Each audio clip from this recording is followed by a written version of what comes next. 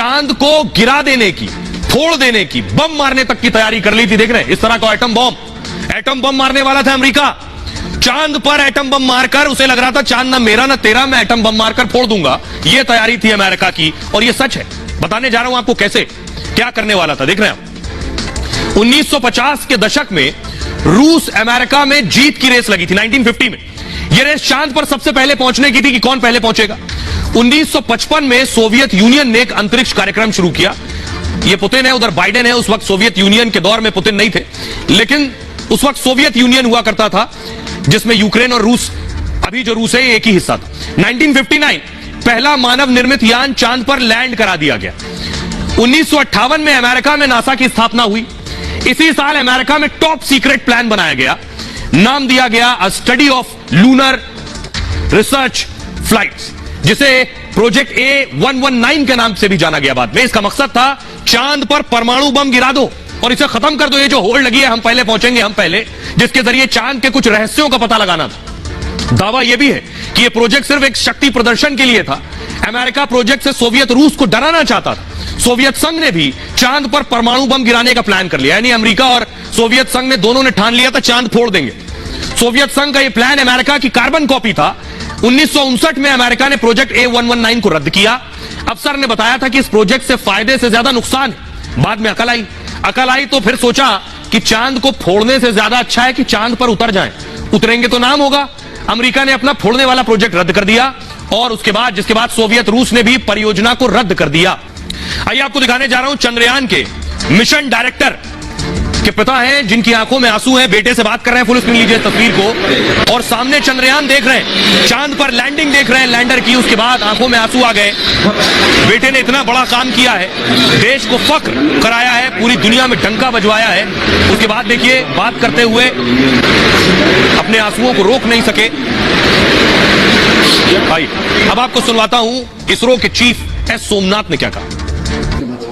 पहले भी और आप भी हमारे वेरी कंटेंटेड है, हम वेरी जॉयफुल है कि हमको ये मिशन सक्सेसफुल बना सका। सो इसलिए हम we are grateful to everybody for contribution, prayers, your blessings. सबके लिए हम हार्दिक शुभकामनाएं आपसे।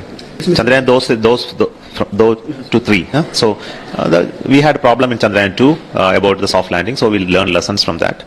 इसके बाद हमने जो चेंजेस चाहिए तो चंद्रयान 3 में चाहिए, सो इसमें कई नए इंस्ट्रूमेंट्स डाला है। सॉफ्टवेयर तो रगड़ बनाया है, कई हंड्रेड्स ऑफ टेस्ट हमने किया। सो इस सब टेस्ट और मॉडिफिकेशंस के बारे हमने इसी बार हमने फेलियर का चांस कम हुआ था। फॉर एनी मिशन में फेलियर तो होना है तो होगा, सो हमको कुछ नहीं कर सकेगा, but everything went very well, it went nominally. So हमसे एक सक्सेसफुल मिशन मिला। अब आपको एक दिलचस्प बात बताने जा रहा हूं। जिन वैज्ञानिकों की हम तारीफ कर रहे हैं, ऐसे बहुत से वैज्ञानिक आए हैं दुनिया में जिनकी हत्याएं हो गई सिर्फ इसलिए क्योंकि बहुत सी मजहबी धार्मिक मान्यताएं कुछ और थी, और इन वैज्ञानिकों ने विज्ञान के जरिए जो सर्च करके, एक्सपेरिमेंट करके जो जाना और सच बताया दुनिया के बारे में, तो उसके बाद इनकी हत्या कर दी गई, इन्हें मार दिया गया, किसी को जेल में डाल दिया गया, क्योंकि बहुत से धार्मिक मान्यताएं सच के खिलाफ हो गई। सबसे पहले मैं आपको बताने जा रहा हूं, चांद के दक्षिणी ध्रुव पर तिरंगा लहरा रहा है और धरती से लेकर अंतरिक्ष के कई रहस्य खोजे जा चुके हैं। दुनिया के देशों के वैज्ञानिक इसके लिए दिन रात मेहनत करते हैं, लेकिन वैज्ञानिकों को शुरुआत में बहुत सी दिक्कतों का सामना करना पड़ा। सबसे पहले इनके बारे में आपको बताऊं, इनका नाम है जर्दानो ब्रूनो। बहुत दिलचस्प किस्सा है, आपको बताने जा रहा हूं, कहानी सच है। पृथ्वी गोल कहने पर कुछ लोगों ने इन्हें मौत के घाट उतार दिया। इन्होंने सिर्फ इतना कहा था पृथ्वी गोल है। 17 फरवरी 1600 को इस शख्स को जिंदा जला दिया गया। 8 साल चले लंबे मुकदमे के बाद चर्च ने फैसला सुनाया था। इटली की राजधानी रोम में जर्दानो ब्रूनो को जिंदा जला दिया। ब्रूनो ने सिर्फ इतना बताया था कि धरती चपटी नहीं है, धरती गोल है। अंतरिक्ष का केंद्र पृथ्वी नहीं है बल्कि सूर्य है। ऊपर आप देख रहे हैं, पृथ्वी सूर्य के चारों ओर चक्कर लगाती है। उसके विचार, उसकी लिखी किताबें बाइबल और चर्च के दरअसल खिलाफ थी, क्योंकि ये वैज्ञानिक थे। बाइबल में लिखा था पृथ्वी अंतरिक्ष का केंद्र है, सूर्य पृथ्वी के चारों ओर चक्कर लगाता है। घटना के 400 साल बाद पोप ने इस पर खेद जताया। इनका नाम है निकोलाई कोपरनिकस।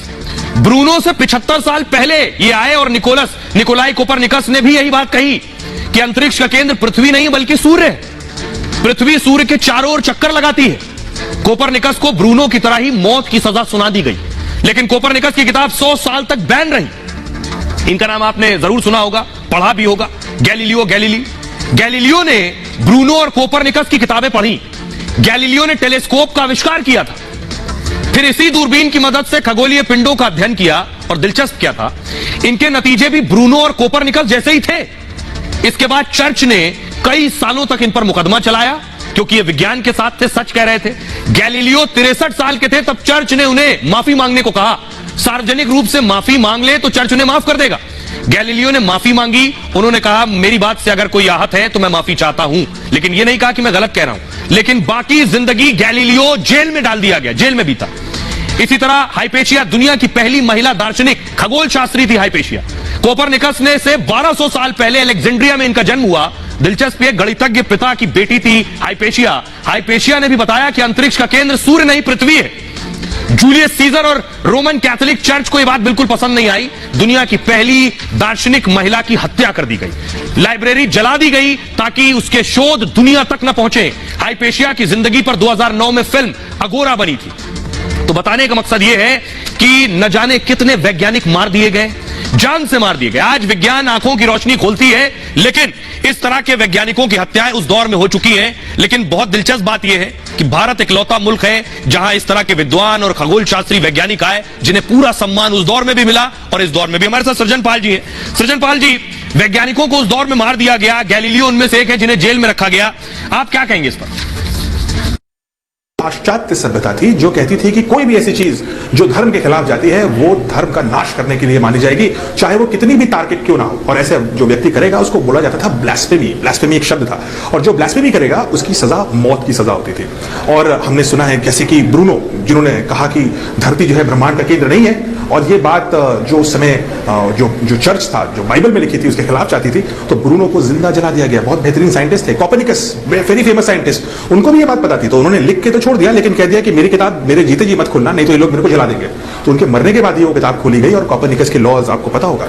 साथ ही साथ गैलीलियो, जिन्होंने टेलीस्कोप का आविष्कार किया, जिन्होंने पहली बार खगोल में ग्रहों को देखना शुरू किया, गैलीलियो ने भी यही बोला कि शायद धरती जो है, और उन्होंने शायद लगा के बोला क्योंकि उनको भी खतरा लग रहा था, तो उन्होंने कहा कि शायद धरती जो है ब्रह्मांड का केंद्र नहीं है, सूरज हो सकता है। ऐसा करने के लिए उनको पकड़ लिया गया, उनसे जबरदस्ती एक माफीनामा लिखवाया गया, और जब उनको दोबारा उन्होंने ये बात कही गलती से, तो उनको घर घर में नजरबंद कर दिया गया। और गैलीलियो जो एक बहुत बड़े साइंटिस्ट थे, उसके बाद कोई डिस्कवरी नहीं कर पाए। सृजन पाल जी, बहुत बहुत शुक्रिया इस तमाम बातचीत के लिए, और आपको बहुत बहुत शुभकामनाएं भी।